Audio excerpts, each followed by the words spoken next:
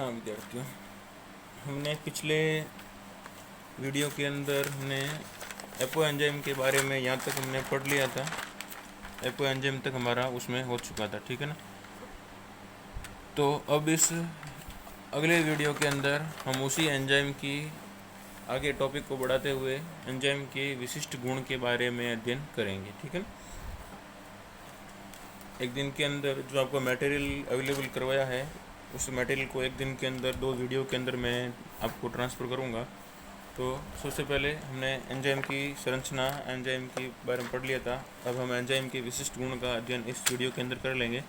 तो सबसे पहले एंजाइम के विशिष्ट गुण का पहली प्रॉपर्टी होती है प्रोटीनीय प्रकृति।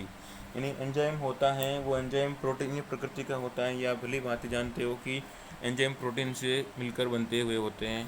दूसरी प्रकृति है कोलोइडी प्रकृति। समझना कोलोइडी प्रकृति का मतलब क्या होता है। यानी एंजाइम को क्रिया करने के लिए अधिक पृष्ठीय क्षेत्रफल उपलब्ध कराते हैं। एंजाइम होते हैं किसको क्रिया करने के लिए? एंजाइम अभिकारक को क्रिया करवाने के लिए। एंजाइम यहाँ पे लिख देना, एंजाइम अभिकारक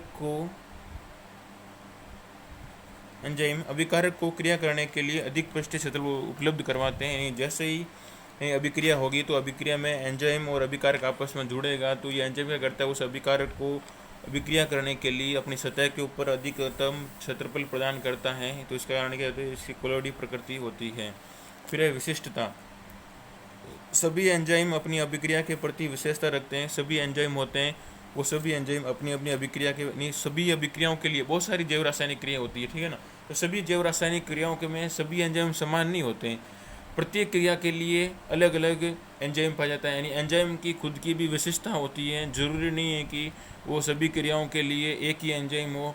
तो सभी एंजाइम अपनी अभिक्रिया के प्रति विशेषता रखते हैं। सामान्यतः एक एंजाइम केवल एक ही अभिक्रिया को सामान्यतः नॉर्मली एक एंजाइम एक ही अभिक्रिया को उत्प्रेरित करता है, जबकि कुछ एंजाइम 2 या 2 से अधिक भिन्न भिन्न प्रकार की अभिक्रियाओं को उत्प्रेरित करते हैं। लेकिन कुछ एंजाइम होते हैं जो 2 या 2 से अधिक अलग अलग प्रकार की अभिक्रियाओं को भी उत्प्रेरित करते हैं। एक ही एंजाइम 2 से अधिक प्रकार की अभिक्रियाओं को भी उत्प्रेरित कर सकता है।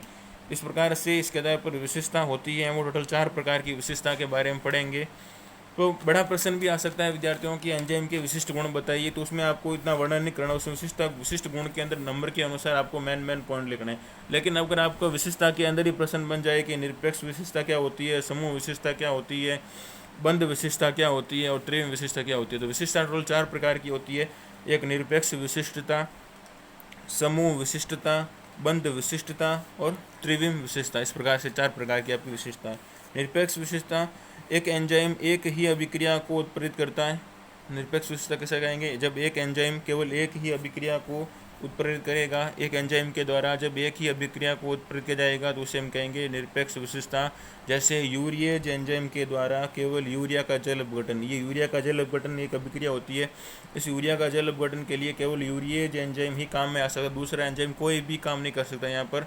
यानी इस एंजाइम की विशेषता क्या हुई कि इस एंजाइम की विशेषता ये हुई कि ये केवल एक ही अभिक्रिया को उत्प्रेरित कर सकता है, केवल और केवल एक अभिक्रिया को, एक अभिक्रिया की दर को बढ़ा सकता है, ठीक है। फिर है समूह विशेषता। समूह नाम से पता चल, देखो नाम से निरपेक्ष का मतलब कोई किसी प्रकार का अपने कोई भेदभाव नहीं करना। सभी हमें सिर्फ और सिर्फ हमें निरपेक्ष रूप से सिर्फ एक का साथ देना है, सिर्फ और सिर्फ इस एक अभिक्रिया का साथ देना है, ठीक है। ये तो होगी निरपेक्ष। समूह विशेषता, समूह का मतलब एक ग्रुप, एक फिक्स ग्रुप होता है कि एक एंजाइम है जो केवल और केवल एक ग्रुप के ऊपर ही कार्य करेगा। मेरे को उस ग्रुप के ऊपर ही कार्य करना है, मेरे को केवल और केवल उस ग्रुप की ही अभिक्रिया की दर बढ़ानी है, बाकी किसी की दर नहीं बढ़ानी है। तो वो हो गया समूह। ग्रुप का मतलब कि हमें जैसे मान लो ये एंजाइम है हेक्सोकाइनेज एंजाइम, ये हेक्सोकाइनेज एंजाइम केवल और केवल हेक्सोज शर्कराओं का ग्रुप होता है, उसके ऊपर कार्य करता है। ये हेक्सोज शर्कराओं एक पूरा ग्रुप होता है, तो ये हेक्सोकाइनेज एंजाइम इस पूरे ग्रुप, पूरे समूह के ऊपर कार्य करता है। ये समूह विशेषता हो गई, ठीक है ना। फिर है बंध विशेषता।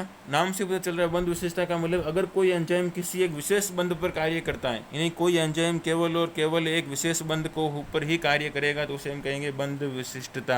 यानी ये एंजाइम केवल एक उस विशेष बंध को ही तोड़ सकता है, उसके अलावा और किसी बंध को नहीं तोड़ सकता, मतलब वो उसकी बंध की विशेषता है, नहीं वो उस एंजाइम की विशेषता है। जैसे कुछ एंजाइम एक विशेष प्रकार के रासायनिक बंध पर ही क्रियाशील हो दर्शाते हैं, जैसे राइबोन्यूक्लियेज एंजाइम द्वारा।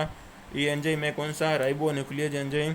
और इस एंजाइम के द्वारा केवल और केवल पिरामिडीन क्षारक के 3' सिरे पर ही फॉस्फोडाइएस्टर बंध का जल अपघटन। ये राइबोन्यूक्लियेज एंजाइम केवल और केवल फॉस्फोडाइएस्टर बंध का ही जल अपघटन करता है, इसके अलावा ये किसी भी बंध को नहीं तोड़ सकता है।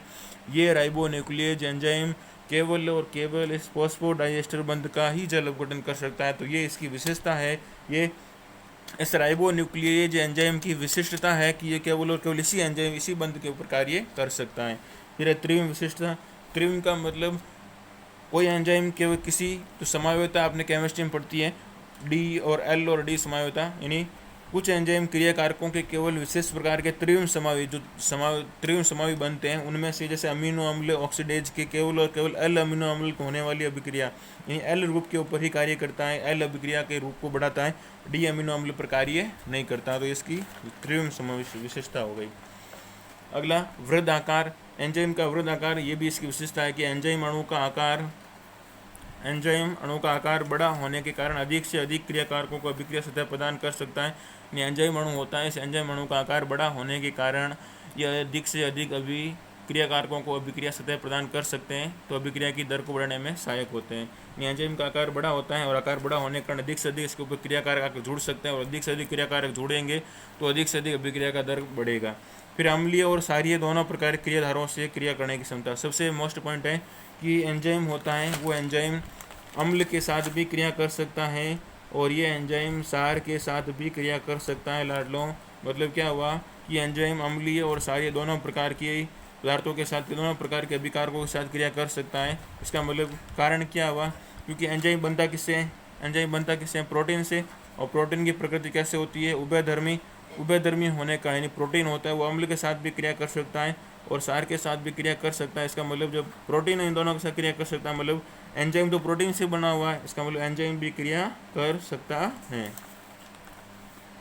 फिर एंजाइम संदंबन निरोधन। संदंबन का मतलब रोकना, निरोधन का मतलब वही रोकना। एंजाइम की क्रियाशीलता को दूसरे रसायनों के द्वारा कम किया जा सकता है, ऐसे रसायनों को हम एंजाइम संदंबन या निरोधक कहते हैं। यानी एंजाइम की क्रियाशीलता होती है, एंजाइम की क्रियाशीलता को हम कम भी कर सकते हैं और बढ़ा भी सकते हैं। तो इस एंजाइम की क्रियाशीलता को कम करने की क्रिया होती है, एंजाइम की क्रियाशीलता को कम कर दिया जाता है। तो एंजाइम की क्रिया कुछ विशिष्ट रसायन होते हैं, तो विशिष्ट रसायनों के द्वारा किसी एंजाइम की क्रियाशीलता को कम करना, एंजाइम विशिष्ट रसायनों द्वारा एंजाइम की क्रियाशीलता को कम करना क्या कहलाता है, एंजाइम संदंबन या निरोधन कहलाता है। थैंक्स।